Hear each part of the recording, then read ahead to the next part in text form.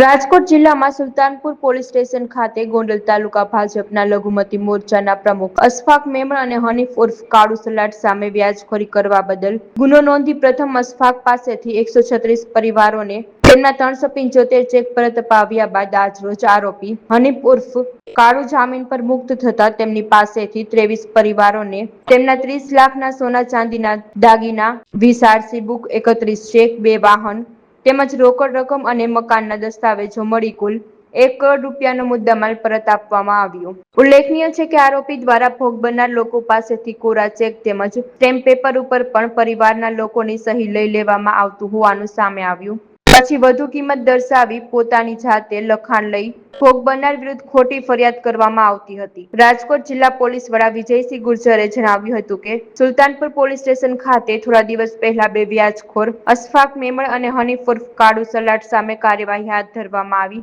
જેમાં પ્રથમ આરોપીની ધરપકડ કરી અશફાકના ઘરે તેમજ ઓફિસમાં સર્ચ કરતા તેના કબજામાંથી 375 ચેક મળી આવ્યા હતા, જે 136 લોકોના હોવાનું સામે આવ્યું। પોલીસ દ્વારા તમામ 136 લોકોના સંપર્ક કરી 375 ચેક આપવામાં આવ્યા હતા, જ્યારે આજે આરોપી હનીફ ઉર્ફ કાળુ સલાટ જામીન પર મુક્ત થતા પોતે પણ ભોગ બનનાર લોકોને મુદ્દામાલ પરત કરવા નિર્ણય કર્યો। સુલતાનપુર પોલીસ સ્ટેશનમાં થોડા દિવસ પહેલાં એક વ્યાજખોરીનો અને એક્સટોર્શનનો ગુનો દાખલ કરવામાં આવ્યો હતો। આ આરોપી હનીફ ઉર્ફે કાળુભાઈ ઇસ્માઇલભાઈ સલાટ આ ડ્રાઇવિંગનો ધંધો કરે છે, વાસાવડ ગોંડલનો રહેવાસી છે। ફરીથી આના ઉપર ગુનો દાખલ થયો ત્યારે ગામના બીજા લોકો અને આજુબાજુના લોકોથી અપીલ કરવામાં આવી હતી કે કોઈ પણ આ લોકોથી કે બીજા લોકોથી વ્યાજખોરીથી પીડિત હોય તો પોલીસને આવીને સંપર્ક કરો। તો આ ગુનો દાખલ થયા પછી ગોંડલમાં, જેતપુરમાં, જસદણમાં આજુબાજુના અમુક લોકો સામે આવ્યા અને એવા વ્યાજખોરો વિરુદ્ધમાં ફરિયાદ દર્જ કરાવી। એના જ ભાગરૂપે આપના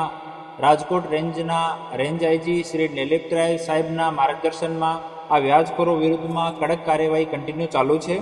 અને આજ 23 પરિવારો જે આ વ્યાજખોર છે એના વિરુદ્ધમાં ફરિયાદ કરવા માટે આવ્યા હતા અને આ વ્યાજખોર હાલ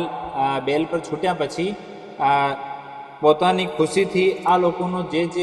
ચેક, ખાલી ચેક, ભરાયેલા ચેક, પ્રોપર્ટીના કાગજાત, વાહનોની આરસી, સોના અને ચાંદીનો ઘરાણો એ તમામ વસ્તુ પરત કરે છે। આમાં સોના અને ચાંદીનો ઘરાણો જેની આશરે કિંમત 21 લાખ રૂપિયા છે, 24 વાહન જેમાં 2 સ્વિફ્ટ કાર, 1 ટ્રેક્ટર, 3 છકડો અને 18 મોટરસાઇકલ છે જેની કુલ કિંમત 30 લાખ જેટલી છે। બેંકના કોરા ચેક 23 જેટલા, જેમાં જો રકમ ઉધાર લેલી છે આ 20 લાખ રૂપિયા જેટલી છે, પરંતુ એ લોકો જ્યારે ચેક નાખતા હોય ત્યારે 2 ગુણા, 3 ગુણા, 4 ગુણા રકમ ભરીને બેંકમાં નાખતા હોય છે તાકી નેગોશિયેબલમાં આ ગરીબ માણસને હેરાન કરી શકે। રોકડા રૂપિયા 1,25,000 એક માણસના બરામદ થયા છે और 2 મકાનોના દસ્તાવેજ એ પરત કરે છે જેની આશરે કુલ કિંમત 30 લાખ જેટલી છે। આમ મળીને કુલ 1 કરોડ 2 લાખ રૂપિયાથી વધારાનો તમામ વેલ્યુએબલ જો કાગજાત અને સોના ચાંદીના ઘરેણાં અને કેસ છે તો આજે તમામ 23 પરિવારોના વ્યાજખોરના ચંગુલથી મુક્ત કરવામાં આવ્યા છે અને આને પરત કરવામાં આવી રહ્યો છે। હું ફરીથી તમામ જાહેર જનતાને અપીલ કરું છું કે વ્યાજખોરોથી ભીવાની કોઈ જરૂર નથી। તમે એકદમ જે કોઈ વ્યાજખોર તમને હેરાન કરતો હોય તો વગર ડર્યા વગર તમે પોલીસ સ્ટેશનનો સંપર્ક કરો, અમારા એએસપી, ડીવાયએસપીનો સંપર્ક કરો, અમારી કચેરી આવો, અમે ચોક્કસ આપની મદદ કરવા માટે અહીંયા તૈયાર છીએ। હા, એ રિશ્તેદાર થાય છે, બંને અશફાકના રિશ્તેદાર છે અને ત્યારે પણ 137 પરિવારોના 300થી વધારે ચેક પરત કરાવ્યા હતા અને ગુનો પણ દાખલ કરવામાં આવ્યો હતો અને હાલ પણ અશફાક વિરુદ્ધમાં 1-2 ફરિયાદી ઓર આવ્યા છે જો એના ત્રાસથી પીડિત છે અને આ નોટ ઓનલી અશફાક, બાકી પણ કોઈ વ્યાજખોર આપણા જિલ્લામાં કોઈ પણ સામાન્ય નાગરિકને હેરાન પરેશાન કરતો હોય તો આપ આવો અને અમે લોકો આપની મદદ કરવા માટે અહીંયા તૈયાર છીએ।